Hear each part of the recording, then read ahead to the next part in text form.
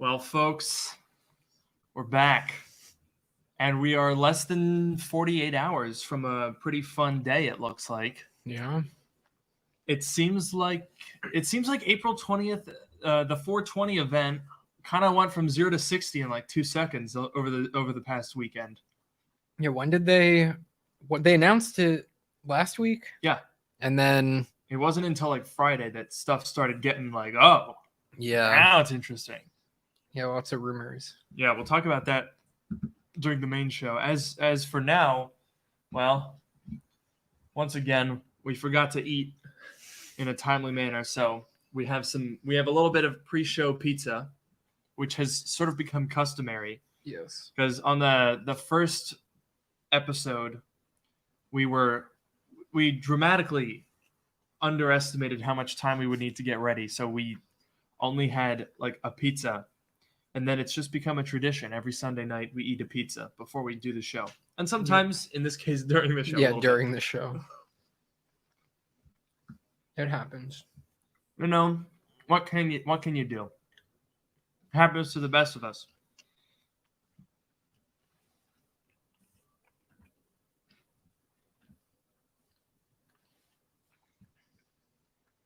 All right, so we got a couple of people here. More people that are noticing the snazzy blazers. Mm-hmm. It is always amusing to me how I feel like every week there's people who haven't noticed that we wear these things. Yeah. I don't know if those are people that are first time tuning in or like had us open up in a background tab or something. It's possible. We always appreciate the love for our Blazers. Quick, Noah, what is a good iPhone?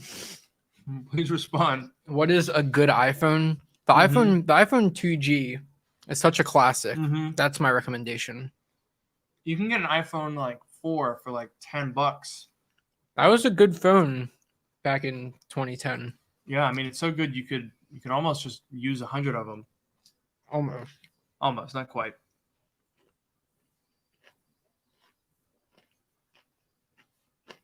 All right, here's something interesting. I didn't read this in full. I put this up on screen so I can see the text better.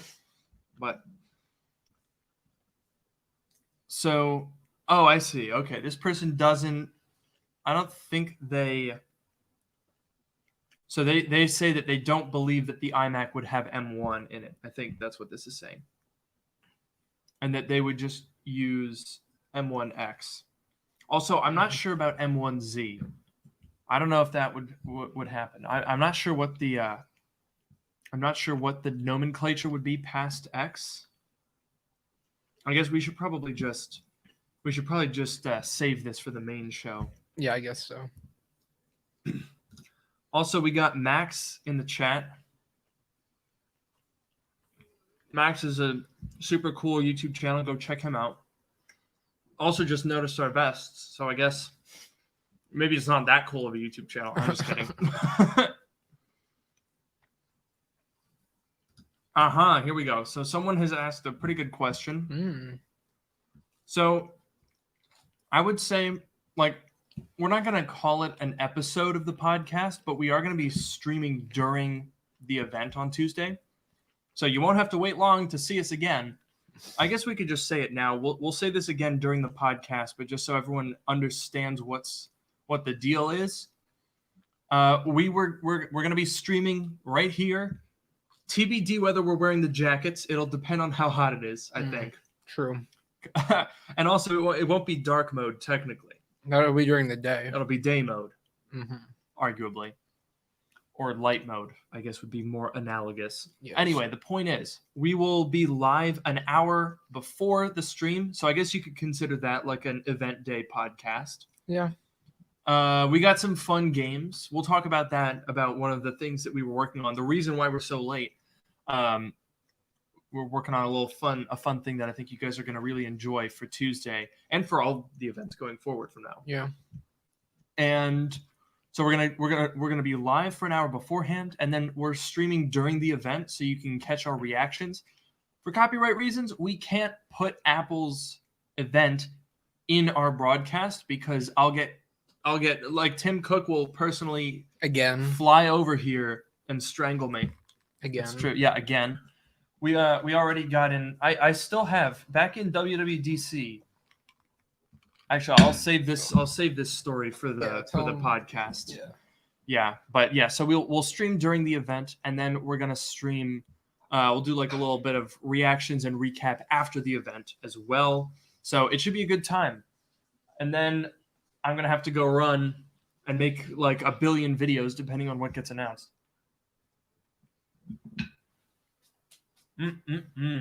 Speaking of which, I just pulled up YouTube, and the Apple event was in my recommended. It's a good recommendation. Should I set a reminder? I don't want to forget. That's yeah, I'm very worried about that. Yeah, I'm absolutely petrified that I'll miss the event. Man, I'm so glad that we're able to cover events now. Yeah, it's gonna be a lot of fun. Someone's saying 2 days away. Yeah, less than 2 days. I'm actually very excited now. I think this is gonna be, because at first it was kind of like, I mean, it's always fun doing an Apple event. Now even more than ever, because I just really enjoy live streaming and hanging out with you guys and Noah during the event itself. It's always a fun time. But now that, well, first of all, now that Noah and I are in the same space, that's a lot of fun. Yeah. Because we can work on videos and talk about it in person, which we haven't been able to do for a couple of years, really. Yeah.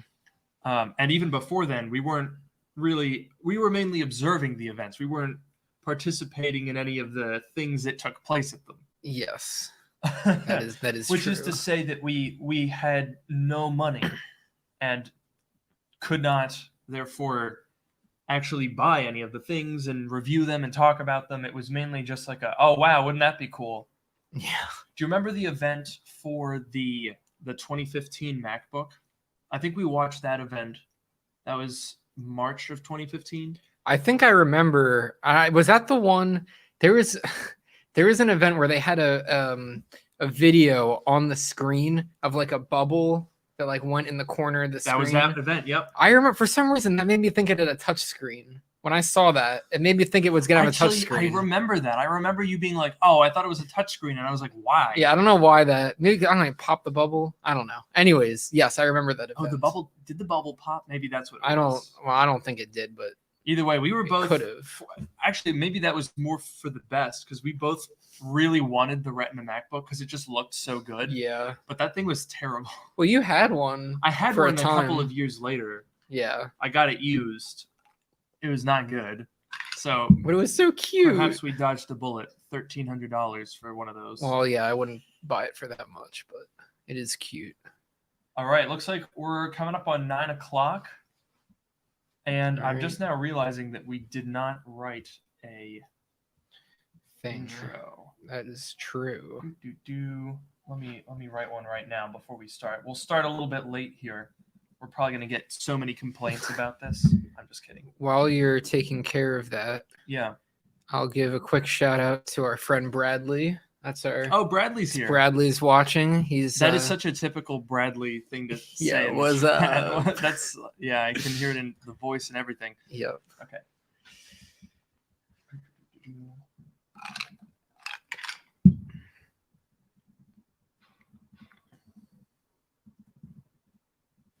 Okay, I've got a pretty good one, I think. Okay. All right. So with that, the sun is now setting. Wait a minute, no, it's not. I have to record this. We're woefully underprepared. We were working on a thing, and it's really cool, and we'll talk about it in the podcast. But we did not prepare anywhere near as much as we should have. Yeah. Oh no. Okay. Okay. All right, we're good. All right. Okay, the sun is setting. Late. Only 1 minute late though. We're okay. Well, it's the summertime, so it sets a little bit later. Dude, it's all great good. Point. It's all good. We'll go with that. Okay, here we go. Welcome to Dark Mode, the podcast that brings you sage advice from two technology experts. And that's not just what we call ourselves, it's what our moms tell people when the Apple event has no AirTags. I'm your host, Luke Miani. And I'm your host, Noah Rubin. On this show, we take questions from listeners, attempt to answer them to varying degrees of success, and maybe even have a laugh or two along the way. Just one or two. Just for one legal or two. reasons. Yeah. I should just add that to the script at this point. You don't need to. We know it so well, or I know it so well. Yeah. It's like a nervous tick for me at this point. I can't not say it. I know it's coming every time. Yeah, exactly. Well, we like consistency here on Dark Mode, the podcast that is Dark Mode. Nice job with the ice, by the way. That's 100% gonna pick up on the mics. All right. I was trying to keep it away, but we're gonna, just like in elementary school, if you're gonna bring ice, you have to bring enough to share for everyone to have. Because now everyone listening is gonna be jealous. If they're driving, they're gonna like crash trying to get some ice or something. This is dangerous. I don't blame them. And so someone asked, "Do I drink ice?" Oh boy, do I ever! Oh my gosh, I love my ice. We've had multiple arguments about this. When Noah has a glass of water, it's ice, and then water sort of fills in the gaps. Well, yeah, you fill the glass with ice, and then you put water in the space. Is what you said? You're right. You're wrong. Well, that's what I do. Yeah, but what you do is incorrect. Well, that's. I mean, first of all, you crunch ice, which is bad for your teeth. That is absolutely that's objectively true. wrong. That is true. And second of all, the purpose of the ice is to cool the water. It's a purpose, but go on. So if it's a purpose, what's the other purpose? Well, first of all, I'd say if you just I love how we get off topic immediately, instantaneously. But if you want to keep the water colder and cold for longer, more ice. See, I don't necessarily know that I agree with that because, for one, I guess you're right, but the problem is it impedes the drinking of the water because there's so much ice that you then have to wait to, for want of a better word, unlock more water. Like you have to wait. It's like those gacha games on the App Store that impose artificial timers to make you wait or pay. Well, the amazing thing about a liquid is that it can flow through the cracks. No, but I just mean is because you've taken up so much real estate in the glass with ice, there's less liquefied and therefore drinkable water. I see. So you're saying you have to wait until the ice melts before you can have more water. Exactly. Like if I were to take our normal size glass and do what I do, which is 3 or 4 ice cubes and then fill it with water, I can get like a good, I don't know if I could quantify this, 7 sips. But it's not as cold. 7 to 10 sips. It's very cold. I don't know. I mean, I would take easy sippage over very, very cold, but you have to wait 40 minutes to actually drink the rest of it any day of the week. Wow. Okay, we've now spent about 3 minutes talking about water. I think that's a new record for stalling. Yeah, we can. Not really stalling, just distraction. I think we can get into it for real. Yeah, now. So this is going to be a weird episode if you listen to Dark Mode on Tuesday nights or Wednesday, Thursday, and Fridays. Because if you listen to this episode at any point during the week that's later than a Wednesday, realistically, or that's later than Tuesday at 1 p.m. Eastern Standard Time, yes, then you already know more than we do. So if you're here from the future, I suppose maybe it could be fun to listen back on how foolish we were before we knew what would happen. That's true. So if it's Tuesday afternoon by the time you're listening to this, don't. That's not very good advice when you want people to listen to their podcast. But apparently there's like a couple hundred people that listen to this like later in the week. So we've ruined it for them. But basically what we've got here for all the chads that listen to this show on Mondays or live, those are super chads or mega chad. What's the meme? I don't know. Giga Chad somewhere in there. I don't know. Something like that. Oh, I see. Did you go to, and then there's Terra Chad and then Peta Chad. Oh, that's not what I was Chad. going for, but yeah, that works. I like that. That's a tie-in. It's technology. Look at that. That's some advice right there. So we got ourselves an Apple event coming up, folks, on April 20th, less than 48 hours from now. And holy moly, it's been an interesting week. More interesting than I thought. First of all, I called the date that we would hear about the Apple event. in like mid-March. As soon as there was like that, the day where we were like, uh-oh, no March event. Yeah. I tweeted that same day, I like the sound of April 13. I tweeted that on like March 17th. And lo and behold. Was that did you tweet, were you expecting that to be the announcement or the actual event? The announcement. Right. I mean, I didn't specify in the tweet, so you could argue that by lack of specificity, I got partial credit. You could make that argument. But either way. Something did happen. I'll give it definitely seemed like this particular week in April made a lot of sense. And lo and behold, here we are. Now, this is going to be a fun one, folks, because initially, and by initially I mean 5 days ago, we thought that this was going to be the iPad Pro event, and that was pretty much it. Some people were saying, oh, maybe we'll get AirTags finally. Maybe we can finally shut the hell up about AirTags. Yeah. Because no one's going to care about them as soon as they happen. And then we thought, okay, maybe we'll see an Apple TV. That could be fun. Yeah. Maybe an iPad mini, but not even a redesigned iPad mini, just like a slightly less mini one with like a bigger display and nothing else different. Yeah.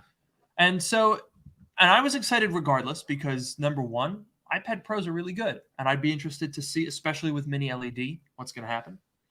And then number two, because I really enjoy just hanging out and doing Apple event coverage. It's a lot of fun. They could announce nothing in that entire time and it would still be fun. Yeah, just like if I get to see Craig, our old buddy Craig Federighi, every time he runs about and does his little thing, it's always entertaining, even if he doesn't say anything. We'll see him, right? Because what is he, the head of like software, iOS software? I think he's Mac OS, but yeah. Oh, he's Mac OS. Are we going to see him then? I suppose if we're not doing any, well, I guess that kind of gets to the crux of this, which is, are we going to get an iMac? Right. That's the big question. And that was the thing that super quickly developed between Friday and yesterday afternoon. A whole bunch of stuff just started falling into line about this here iMac. All right. And it's really interesting. Now, I want to preface this by saying that the first clue that I only noticed was actually a clue retrospectively that we might get an iMac soon was when I bought the base model 2017 dual-core i5 iMac. That thing was terrible. That was one of the most fun videos I've ever made. I filmed it in an afternoon, and then I packed the iMac up and returned it the next day. But that was such a fun video to make because that thing was a hunk of garbage. Indeed. And the fact that they still sell it is hilarious.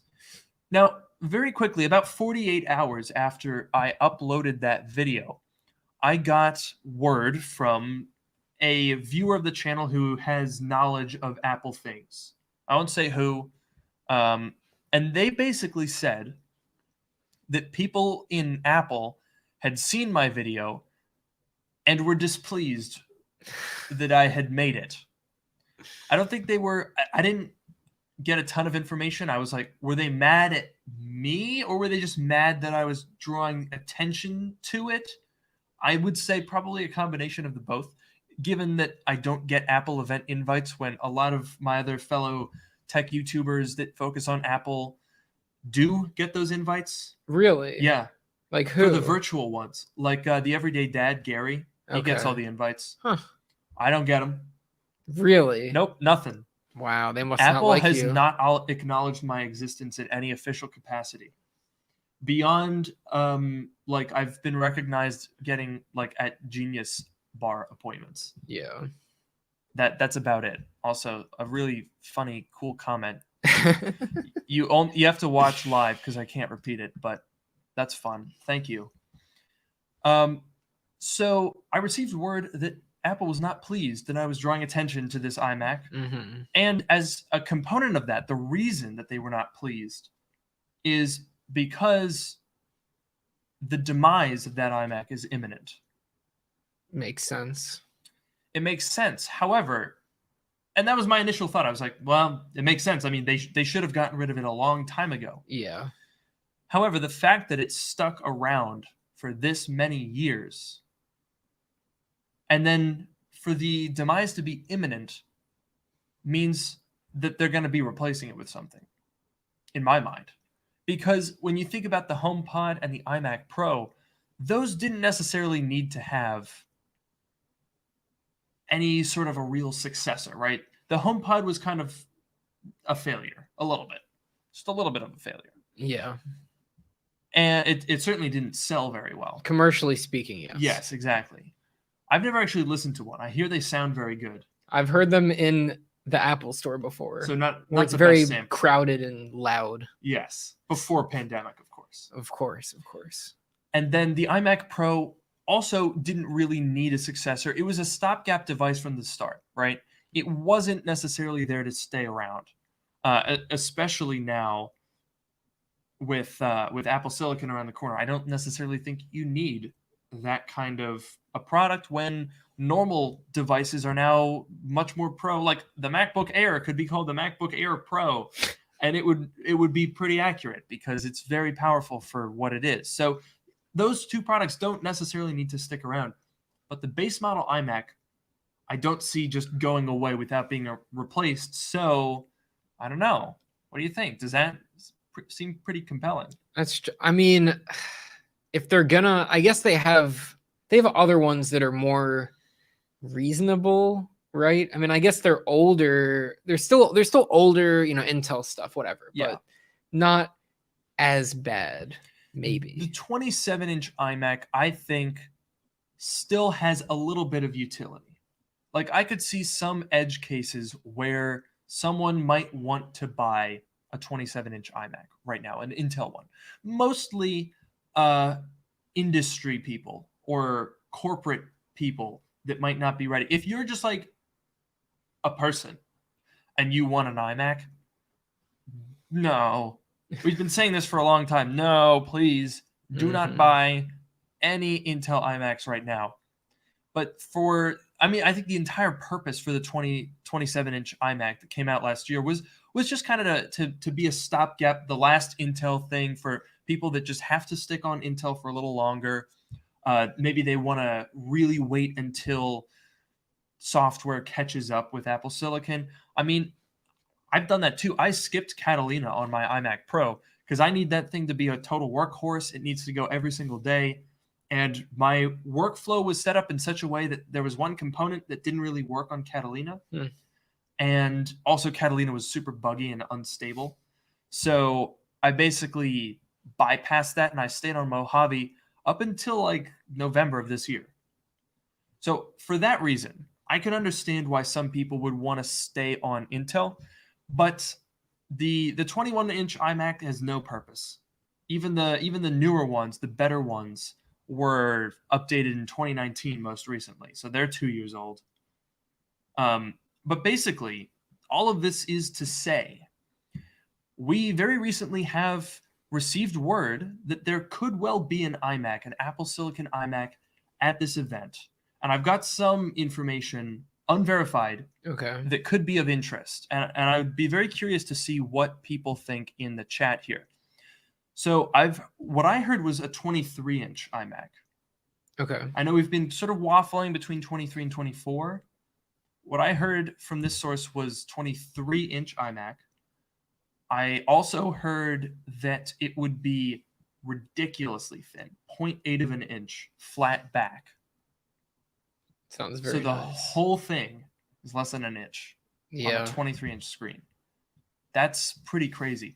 I don't know if it would be fanless. I would assume, I would guess no. I mean, it's got a lot of, if you're talking about a 23-inch screen with a flat back, there's a huge surface area for heat dissipation. So it's possible with an M1 chip that it could be fanless. However, it's also possible that Apple could try to like really give some extra juice to that M1 and make it more powerful than the MacBook Pro and the Mac Mini right now. But I think that's an interesting one. So it would basically be the exact same internals that we're used to, right? I think at this point, Apple is sort of simplifying their lineup a little bit. So all of the M1 devices have 2 USB-C Thunderbolt ports. All of them have, well, I suppose the Mac Mini has more other ports, but they all have the 2 USB-Cs. They all have either 8 or 16 gigabytes of RAM, and they all have the same storage configurations. So they're all basically the same computer in different shapes. Mm-hmm. This would be most likely the exact same situation, just in an iMac shape. And I'm intrigued. I think that's a really interesting product. What do you think? I could definitely, I mean, because like if you think about it, so you're basically thinking it would be like taking a Mac Mini and putting it in an iMac form factor. Not like what you did, but correct. Like actually. But like it would be, I mean, it's basically what I did. More, yeah, basically. It's almost identical. Really. Yeah. No difference at all. Yeah, none at all. So yeah, basically it's gonna be the iMac project, the iMac Mini that I did, but except it would be good. And most likely, you wouldn't have to take the screen off to access the power button. Well, has that been confirmed yet? That's true. We don't have confirmation on that. It's possible. We have to disclose. We don't want to make any unfounded claims here. It's possible that you'll have to take the screen off to turn on the new iMac. Now, I am noticing in the chat here, some people are pushing back on this and saying no one's going to buy that if it's not M1X. Why would they not have it? Why would it not be M1X, essentially? My understanding of this leak is that if we are to get an iMac on Tuesday, it would not be a complete thing. So obviously, there are 6 configurations of iMac right now. You can choose from 3 21.5-inch. There's the terrible thing, the 2017 thing with the 1080p screen. And then there's 2 configurations of the 4K iMac, and then there's 3 configurations of the 5K 27-inch iMac. So basically what this information has been suggesting, and this was from a number of people, like Mark Gurman said, would it be weird if the iMac had basically the same processor as an iPad, which is pretty obviously saying M1. Right. However, I don't think that would be the entire smaller size iMac. If I were to guess, the way it currently stands, there's the 1099 base iMac, and that's the terrible 2017 one. And then there's the 4K iMac that has better specs. And so there's like, I guess you could kind of phrase it as like, it's sort of a hidden gap in there. There's like a separation that's not like in the identifier, sort of like a difference between the 2 and the 4 Thunderbolt port MacBook Pro. So just like in November, the 2-port MacBook Pro got M1, but the Intel one was still there. So I could foresee the base model iMac, just the 2017 one that I dumped on, getting replaced with M1X coming later. That's not crazy at all. It might sound weird because I think people tend to expect Apple to update things more universally, but they didn't do that with M1. I mean, the MacBook Pro and the Mac Mini both still have Intel versions of the same exact design and form factor available. So this would basically be the same thing, but with the iMac. Yeah, that's what I was gonna say. So if this happened, I agree with you. But if this happens, this would follow basically, yeah, like you said, what happened with the MacBook Pro and the Mac Mini. There's still the higher tier Intel versions available, and it's the base models that were replaced with the M1. We haven't seen the M1X yet, and if the only Mac rumor is the iMac, then we're probably not going to get M1X yet, because that's going to come, I don't know, WWDC with the MacBook Pros and whatever else. So it's probably going to be M1. In that case, it makes a lot of sense to get rid of that 1099, the one that you reviewed, and replace it. The one difference, though, the one thing that I'm hung up on here is in the case of the MacBook Pro and the Mac Mini, the design is identical between the Intel and the M1. I think the Mac Mini, the color changed or something, but on the Mac Mini, they removed the space gray option for the M1. Okay. For no reason, really. Oh, so they just remove the option. So, but otherwise, it's they're identical. Correct. This iMac that we're looking at is supposed to be completely different design, super thin, like you said. There's the colors that we can talk about, whatever, all that stuff. So that's the one thing is, are they, when they unveil a brand new redesigned iMac, is it going to be just this base model and they're going to say, here's this fancy, shiny, super cool new iMac, but it's only the base model and there's the really old ones that are like more expensive than it. Like with the design, that's the one place that I'm hung up on. I agree with you. However, I think, again, the same is true with the M1. Like, so if you look at the M1, I'll take the MacBook Pro, for example, here. Okay. The same thing would be true for the Mac Mini. Obviously, the Apple Silicon version is better, but there is a more expensive 13-inch MacBook Pro that you can buy that has Intel that's less powerful. But it looks the same. And it looks exactly the same. Right. However, you could also make the argument the M1 iMac will, like all the other M1 devices, have 8 or 16 gigabytes of RAM. It'll ship with 256, 512, a terabyte. I think they have 2 terabytes. Whatever the same storage configurations are. Right. The Intel iMacs, you can put 64 gigs of RAM in. They're going to have... Actually, I think the 21.5-inch already just has 2 Thunderbolt ports. But like there would be some really on-paper things where it would excel, arguably. Obviously, no one's going to buy those. Like, no one's buying 4-port MacBook Pros because we're still in the midst of the transition. It's going to take a little while.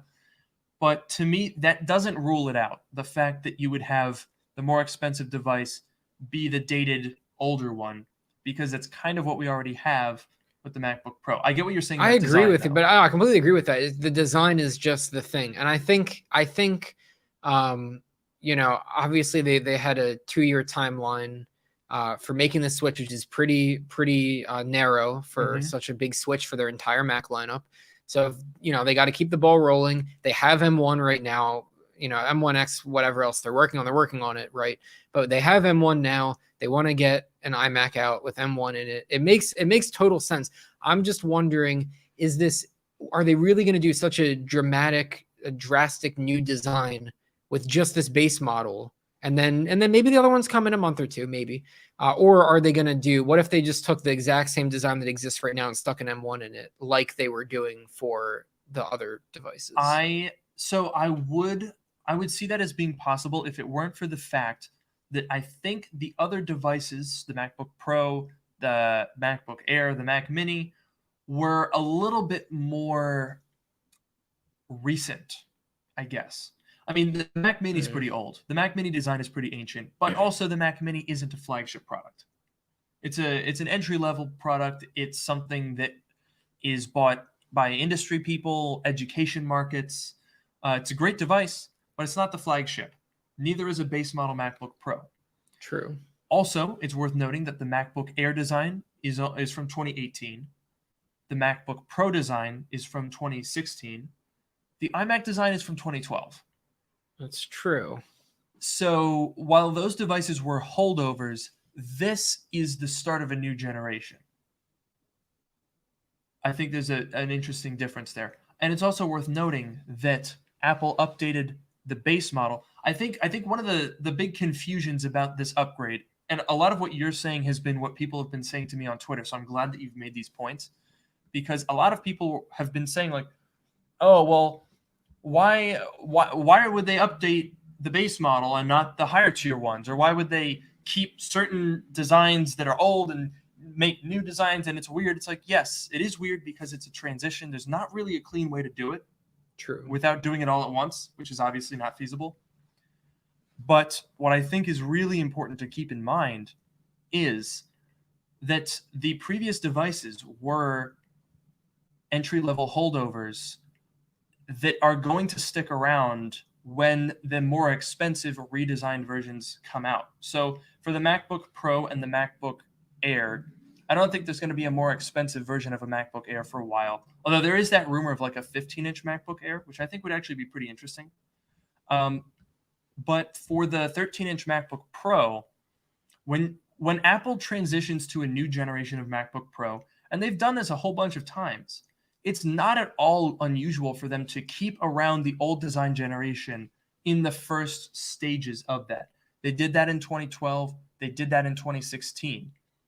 If you think back to WWDC 2012, that's when the Retina MacBook Pro came out. And at the same time as the Retina 15-inch MacBook Pro came out, the Unibody mid-2012 15-inch came out. A lot of people, I was actually quite surprised. I mean, maybe it's because I watched that event and was obsessed with the Retina computer when it came out. But a lot of people thought the Unibody came out first and then the Retina came out later. They were at the same exact event. If anything, actually, the Unibody came out later because it was like after the main presentation. And then in October of 2012, they updated the 13-inch MacBook Pro with a Retina version, even though the Unibody had already gotten the same exact internal upgrade. So, and then in 2016, the base model 13-inch 2016, like with the new design and the USB-C, that thing started at $1,500. And they kept around the early 2015 at the base price. They kept that for like a year. Or I think they kept it until summer of 2017 when there was the first like spec bump for that generation of MacBook Pro. But either way, the previous sort of generation usually sticks around. So that's not unusual for the MacBook Pro. It is unusual for the iMac because I don't know. I just don't see them keeping the old design. I don't think it would be event worthy. If they were going to do that, I think this iMac would have come out in November. Interesting. No, yeah, I mean, that makes sense. Definitely, the iMac is definitely overdue for a refresh, and I think I'm excited. I think it's kind of fun because we don't know if it's coming or not. If it comes, we're gonna be very pleasantly surprised, very excited. If it doesn't show up, I mean, we'll be disappointed. But I'm trying not to bring disappointment into it because this was something that we didn't even know that we should expect. Yeah. Like the thing, you know what's weird that I just remembered is that Mark Gurman tweeted on like Tuesday. He was like, I can't remember what the exact tweet was, but it was something along the lines of don't get too excited about this event. And then yesterday is like, So I don't know, maybe this is just really, really, really new information. But either way, I don't know. I think it's different. I think this has some credibility. And another thing that I just realized, actually, if you go back to November, what was the event about? In November? In November, yeah. Was that when they... I'm so bad. Was that when they announced Apple Silicon? Yes. At first? But they didn't announce... That was when the products came out. In November. Okay. WWDC was when they announced that they were going to do the transition. Right. So that was the November is where those products came out. But what was the event about? It's a trick question. I can't read your mind right now. Dang it! It's cloudy. I was expecting you to say, "Oh, it was about the new Mac Mini, MacBook Air, and MacBook Pro." Well, I don't think it. But it wasn't. Well, what else was there? Those were the only products, but that's not the event. Was about the M1 chip. Okay. It was not about the products that launched. That's my hypothesis there. They started that event by describing what the M1 was, and then they talked about here's what we put it in. Right. That is not the same here. In that event, the M1 was the innovation.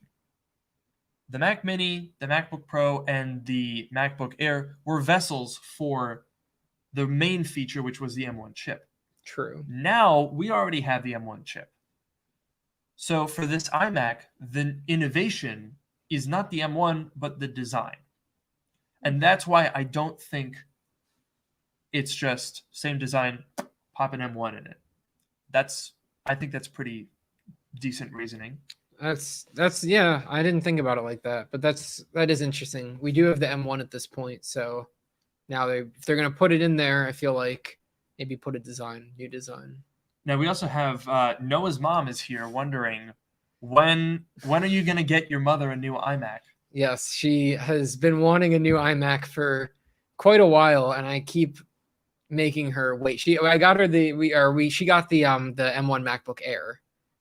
So I made her wait for the MacBook Air because she had the 11-inch MacBook Air. It was like a 2015 11-inch or something like that. I think it was older than that. Was it really? I don't remember. I think it was pretty old. But damn, she did whatever. So I made her wait for the MacBook Air, and I'm still making her wait for the iMac. Hopefully it happens. Hopefully not waiting too much longer. Hopefully it happens on Tuesday. And yeah, honestly, and because what's interesting is that your mom actually has the original of this iMac design.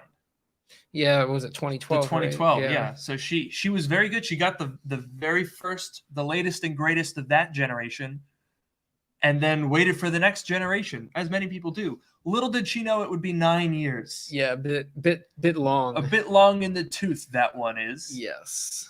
But she didn't do any mid-cycle upgrades. She stuck it out. We did put an SSD in there about fairly recently. Ago. Almost 3 years ago, actually. No, yeah. It wasn't. Yeah, it was like fall of 2018 that we put that SSD in. Seriously? Yeah. It was not that long. Fairly certain it was fall of 2018 that we put the SSD in that thing. Time flies. That's really weird. Yeah. Okay. It got a lot better. That 5400 RPM hard drive that was 6 years old was not happy. And honestly, I mean, it did last. It still arguably works. It works. It's not fast. It's not good.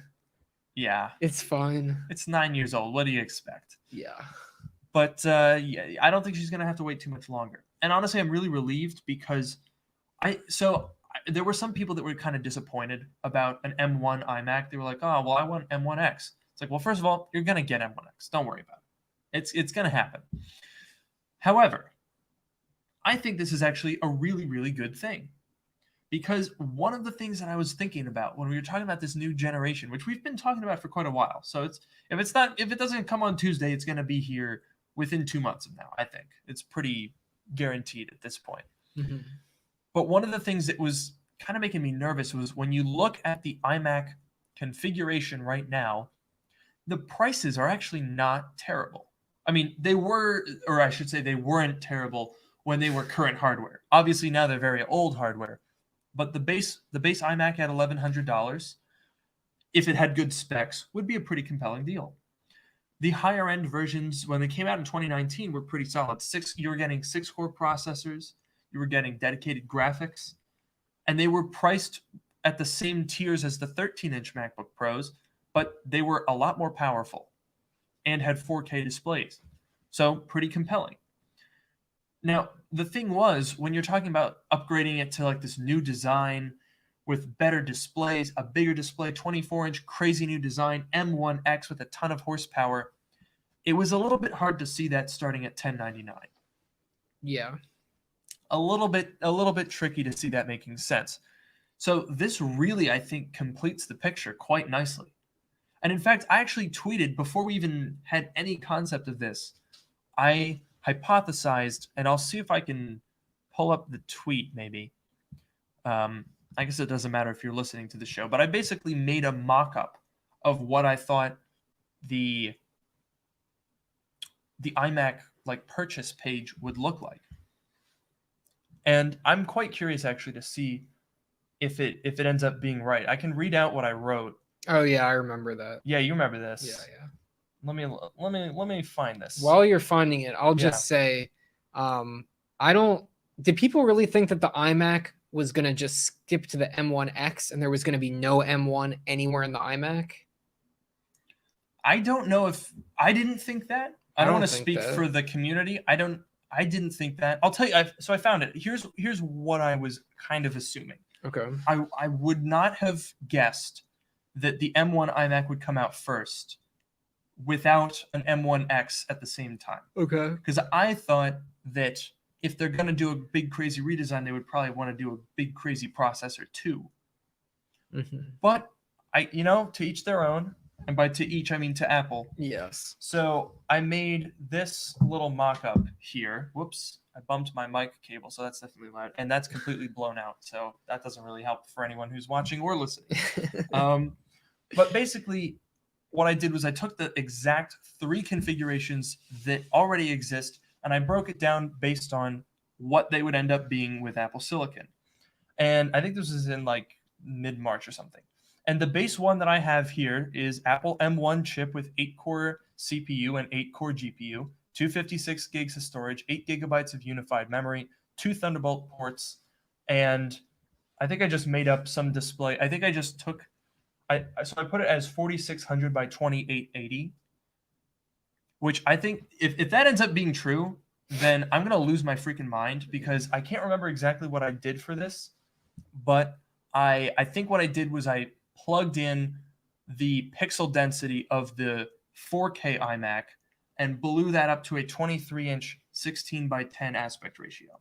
Okay. Actually, here I have it as 24-inch. So that's already probably wrong. But if that ends up being the correct resolution by some complete long shot, then, that's pretty crazy. Yeah. That's resume worthy right there. So that was what I thought for the base model. And then I thought that above that, at $1299, you'd get an M1X chip with a 12-core CPU, 16-core GPU, and a 16-core neural engine. So same neural engine, twice the GPU cores, twice the performance cores, same efficiency cores in the M1X, 16 gigabytes of unified memory, 256 of storage, and then 4 Thunderbolt ports. And then I just said Retina XDR display. I was kind of assuming, currently there's a difference in the display when you jump up between the base model and the 4K. So I was like, all right, maybe they'll do like a mini LED or something. Mm-hmm. I don't know. And then the $1499 model was basically just the same thing, but with 512 gigabytes of storage instead. Fair enough. Now, the other thing that I was wrong about, I think, is we've sort of hypothesized that this iMac was going to come in a whole bunch of colors, and that's been leaked absolutely insanely much by everyone, all the reputable people, so I'm pretty sure that's going to happen. But I thought that it wouldn't be for the base M1 iMac. Now it seems like it definitely will be. So that I was probably wrong about. But I think overall it's a pretty decent guess, considering that this was made a month ago. Yeah, I mean, I guess if we're not getting the M1X yet, then we'll come back to that. But as far as the M1 guess, yeah, sounds about right. If that display resolution ends up being correct, or even your math, I legitimately math, don't even know. What's that? Whatever your math was, like even if it's a 23-inch and not a 24-inch, if your formula ends up let me just being see. Correct. I'm just pulling up a pixel per inch calculator to see if my deduction of my own math was correct. I'm literally reverse engineering my own thing right now. 2880 on a 24-inch device. So that would be a pixel density of 226, which, yeah, that should be about the same as the pixel density of the 4K iMac. And most Retina displays on the Mac are about 226. 2880 by 1800, that's the 15-inch MacBook Pro, which you've got over there. So that 15.6 217 PPI, roughly similar. So yeah, that was my guess. I would be very curious to see if that ends up being correct. Yeah, we'll find out. Hopefully. Oh, interesting. Ooh, I've got some new information as we're speaking. Oh boy. For everyone who's watching here, I've got new word from a source that I won't disclose with some potentially new iMac information. Now, this was something that I actually talked about with Sam Cole the other day from iUpdate. I would imagine that most people watching know who Sam is because similar genres. We're good friends. We talk a lot on Twitter. And he was throwing around the term iMac Air. Okay. What do you think about that? As the base model? Or Yes. as a model to call it the iMac Air? Yeah, well, the one that we get on Tuesday, iMac Air. I would be interesting because I guess the iMac never really had different names. Like I know they said like iMac with 4K display or iMac with 5K display or whatever. But there was never, I guess there was the iMac Pro. There was never, it was usually just And the iMac Pro is even not for that long. So I think for the majority it was really just the iMac. So if they're trying, I don't know, if they're bringing it in line with their other products and they do an iMac Air, I could see it. I mean, the one thing is it's not portable at all. So it's not the Air as far as light and as far as thinness. If you're talking about like less than an inch thick or it's definitely a stretch of the branding, yeah. Or whatever. Right. But if you're talking about being super thin, that could definitely fit in there. But if you're talking about being super light, that obviously doesn't make a difference. So the information that I've just received literally as we've been podcasting was saying iMac Air with all of the colors and then an iMac Pro later with one color. So sort of reincarnating the iMac Pro nomenclature, but in a different way. Well, see, I thought when they got rid of the iMac Pro, I was surprised because I thought they were going to wait until they had a new iMac Pro before they got rid of the old one. Yeah. So I was thinking then when they got rid of it, I'm like, okay, maybe they're done with the iMac Pro. Maybe they're not done with it. I don't know.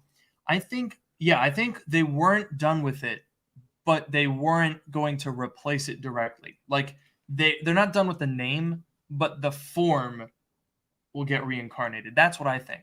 If I were to make a guess, now this is not necessarily exactly the same. I believe what this person is saying or suggesting is iMac Air 24-inch and then iMac Pro 24-inch, but thicker M1X, better cooling, maybe dedicated graphics, hopefully, something like that.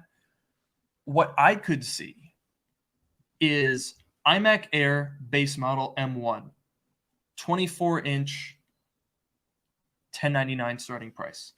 Then later, maybe WWDC, M1X, iMac, just normal iMac, 24-inch, M1X, dedicated GPU, hopefully, I don't know, maybe.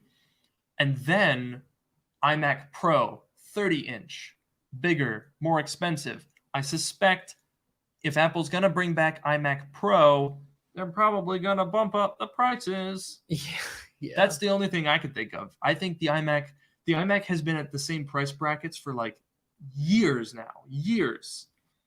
And it's also worth noting that it's been at this same price bracket for so many years that it's actually gotten cheaper because it's staying the same, but inflation happens.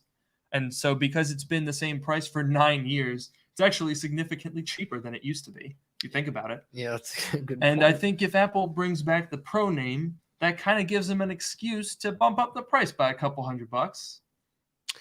I could see that. I don't know. That'll be very interesting to see what they go with for the naming.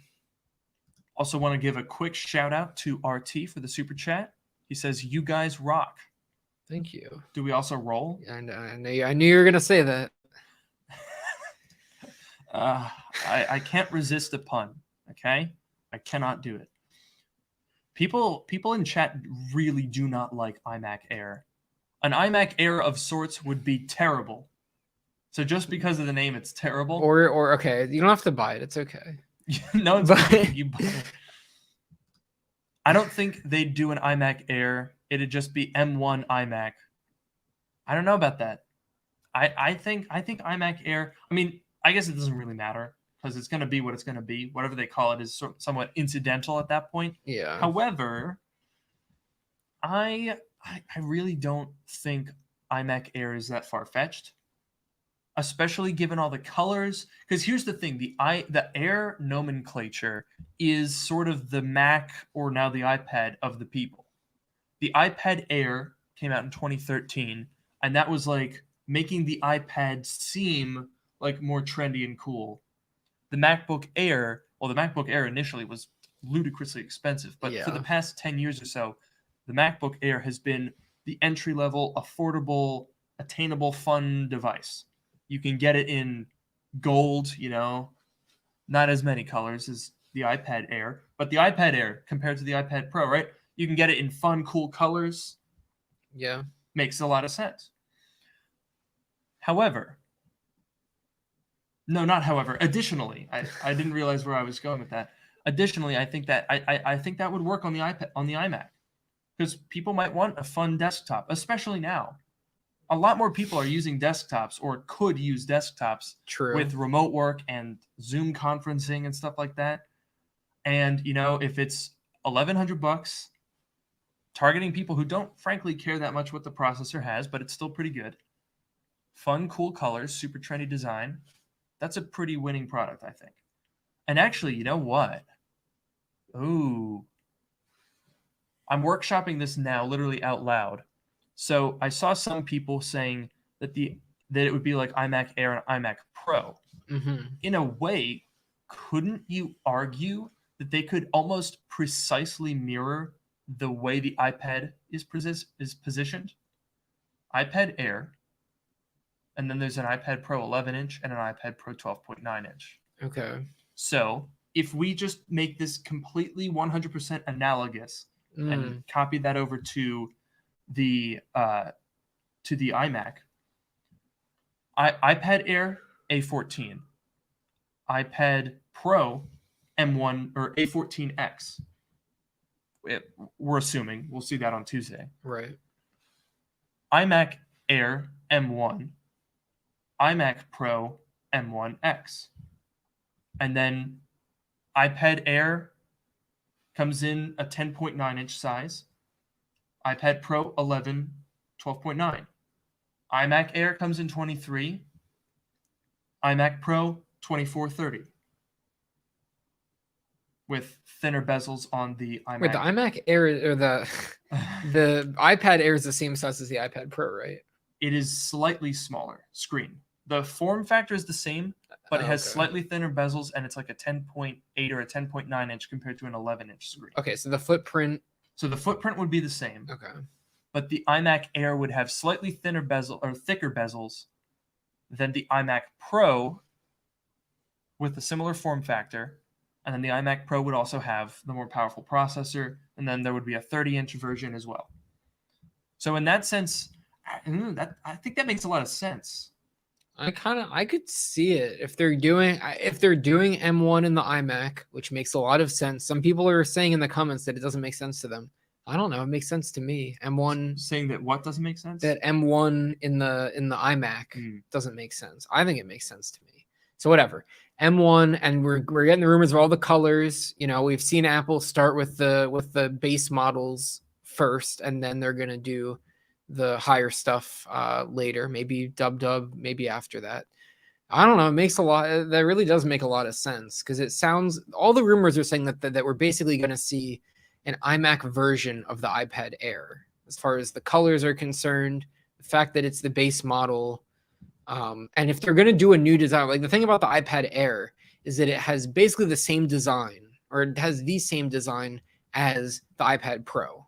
Slightly different, Face ID and colors and whatever else, but it's basically the same design. So if they're going to do a new design for the iMac Air or the iMac or whatever, they're going to use that same design or almost that same design on the rest of the iMacs.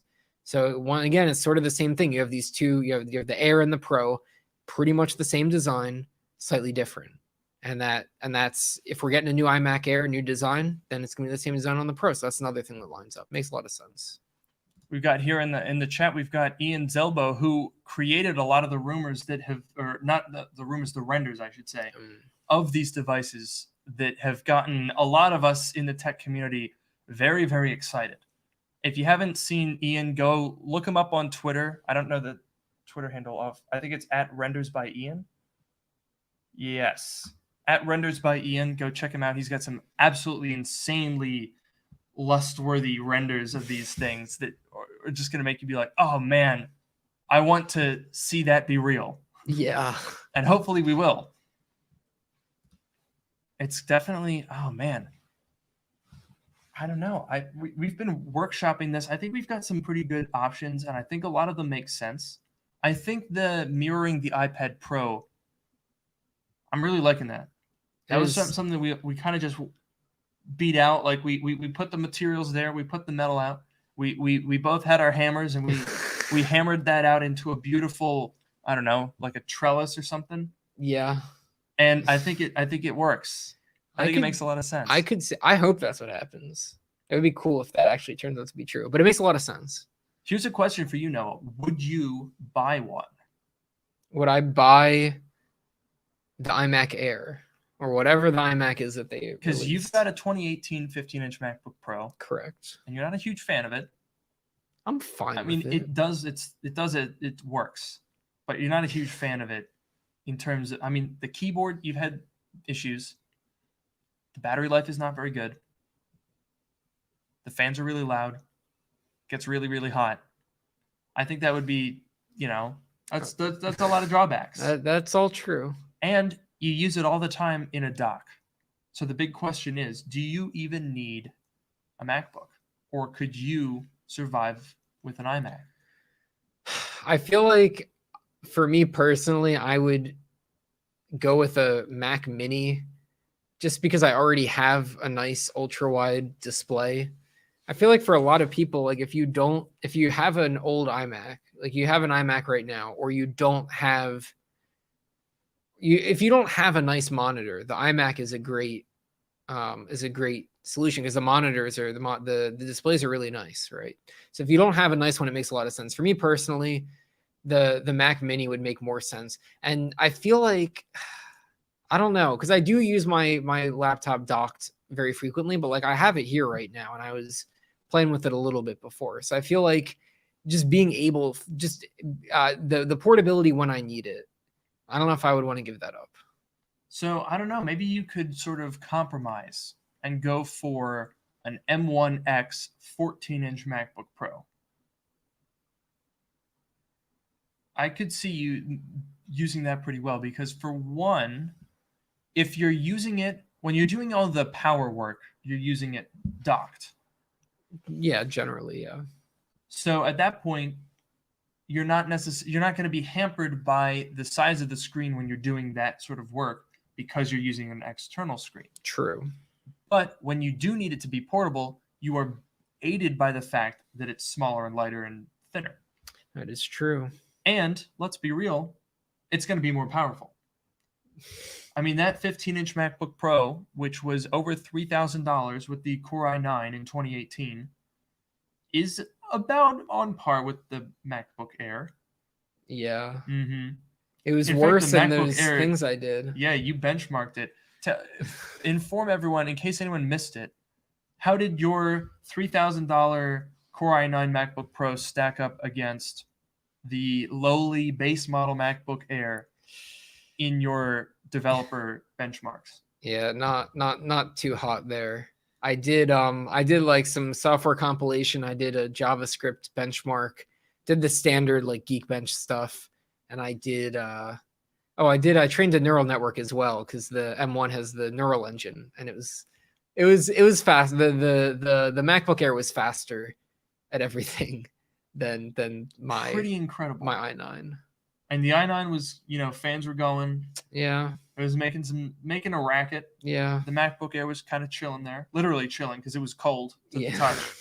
Yeah. It's pretty crazy. I want to address a super chat, which has a very interesting question. Thoughts on a potential new keyboard and mouse design with the redesigned iMac? Ooh, I really like this because first of all, I want to say two things about this. First of all, why is the iMac keyboard never had a backlight? I don't understand that. There's two keys that have no icon on them where the backlight keys are supposed to be. That's true. I don't and it's $150 if you buy that, or the Space Gray one's $150. The extended one with the numpad. Okay, the extent fine. Okay, so maybe the smaller one's a little bit less, but even the extended one doesn't have it. I have a $150 Magic Keyboard with the numpad, the Space Gray one. Apple sent it to me. Long story. That's a whole long story. One day we'll have to tell this story. I feel like I might have one time, but anyways, I have the Space Gray Magic Keyboard, and it doesn't have a backlight, and I don't understand that. It's a $150 thing. It has a rechargeable battery inside of it. Why doesn't it have a backlight? Whatever. The second thing that I was gonna say is I really thought back in 2016 and for a while, I really thought that there was gonna be a Magic Keyboard with the Touch Bar and maybe even Touch ID. I really thought that was going to happen. We had this conversation a whole bunch. Because, like, I don't, and I guess Apple kind of like they released the Touch Bar and then they kind of like, they don't seem to really care about it at all. But yeah, whatever. Touch ID though, absolutely. I mean, okay, here's I'm going to bring up based on something that you've just said, Okay. based on that Touch ID thing. This is the keyboard. I'm holding up the normal keyboard that you get when you buy any iMac. You don't get it when you buy a Mac Mini, but you can buy it for a Mac Mini. It's just a normal one without the numpad. This thing costs $100 if you want to buy this right now. No backlight, no Touch ID. It's just a keyboard with a battery on it. It's $100. Mm-hmm. Now, don't get me wrong. It's a pretty nice keyboard, and it pairs super well, and it types pretty well. Nothing really special. I have a lot of these because sometimes when I buy used Macs, sometimes they come with one of these keyboards, and it's honestly nice. It's like they're super easy. You plug them in by Lightning, and they'll pair to that device, so you don't have to do like the whole Bluetooth thing and like get another mouse to pair a Magic Mouse, which I believe is $70, something like that. Let me double check that. $79. So if you buy a Mac Mini and you want to buy the standard keyboard and the standard mouse, you're at $180. I just wanted to see. Is the Space Gray one more?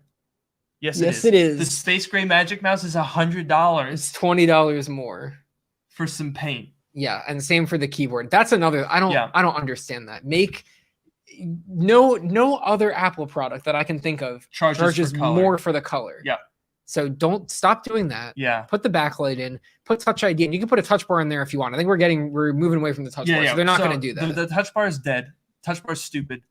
Good. What I have to say though, there's two other things that lead me to believe that the Magic Keyboard, as we know it, is not long for this world. The first. Is this one of them? Yes, but that's not the first one. Okay. The first, the Option key. Now, this particular one that I have in front of me is from a 2015 Mac, so it has the old Option key. But you could buy a brand new 2020 iMac, and it will have the Option key design from the 2017 Macs, not the one that was updated in 2018. Terrible, unusable. Doesn't mean anything. You know what I mean? My point being that they didn't update it for a reason, probably.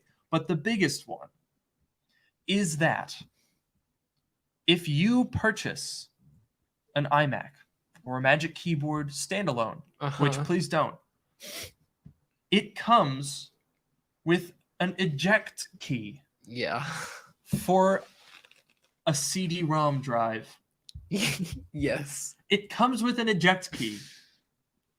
In 2021, no new Mac has shipped with an actual drive for this to eject from since 2012. That's true. I mean, arguably you could say 2013 because they still sold the unibody in 2012. Whatever. But the point being, what in the world were they thinking? Why do they still have this? I know they sell the DVD drive, the super drive. They do sell that. I feel like it's niche enough though that you could drag it to eject rather than have a hardware button. I agree with you. I was gonna say they're like you look at the buttons that are on this keyboard. Obviously, you know, there's the standard typography, whatever. Just look at the top row, right? Mm-hmm. All the stuff that you see up there is like important stuff like volume, brightness, media controls, whatever. And then the eject key, like there aren't that many keys up at the top there. There's 14 of them if you count the escape key, which I'm not going to count. There's 13 of those keys, right? For one of them to be the eject key is pretty dumb. So I could imagine a redesign, probably a mild one, because I mean it's a keyboard. How much designing can you do? Yeah. But basically, right now as it stands, you've got your brightness keys F1, F2, F3. You've got mission control, right? Is that what that's called? Yeah, or is that expose? Expose. One of the two. I think it's expose. Okay. And then you've got launchpad for F4. F5 and F6 are blank. And hopefully they're gonna put the backlight there. And then 7 through 9 are rewind, play, pause, fast forward. And then you've got your volume controls for 10 through 12, and then the eject key. So picture this: a slightly revised design. F5 and 6, which are currently blank, get replaced with backlight keys because this keyboard is backlit. Mm-hmm. Eject key gets replaced with Touch ID. Mm-hmm. Perfect. And they make it a little bit thinner, right? Because the iMac, like on the MacBook Pro, the function key row is it still thinner than the other rows? On the MacBook Air, it is. Yes. On the MacBook Air, right? So I think so. Then they make Mhm. it thinner to the Touch ID button is the right size. I could see it. That's what I see. Because we haven't heard enough information to suggest that iMacs are going to get Face ID for some reason. I don't know why they wouldn't. They really should. That's another one. We don't have time to get into that. Yeah. So, wow, that we actually covered a lot of, I think, quite interesting and very specific details down to the keys of the keyboard.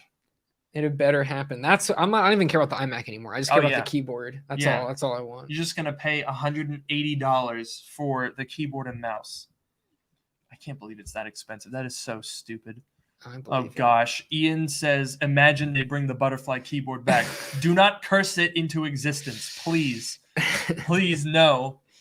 Oh gosh. Well, to avoid jinxing it, we better end the podcast immediately. Yes. Thank you for joining us. Have a good night. No, it's over. You can't say that. Oh.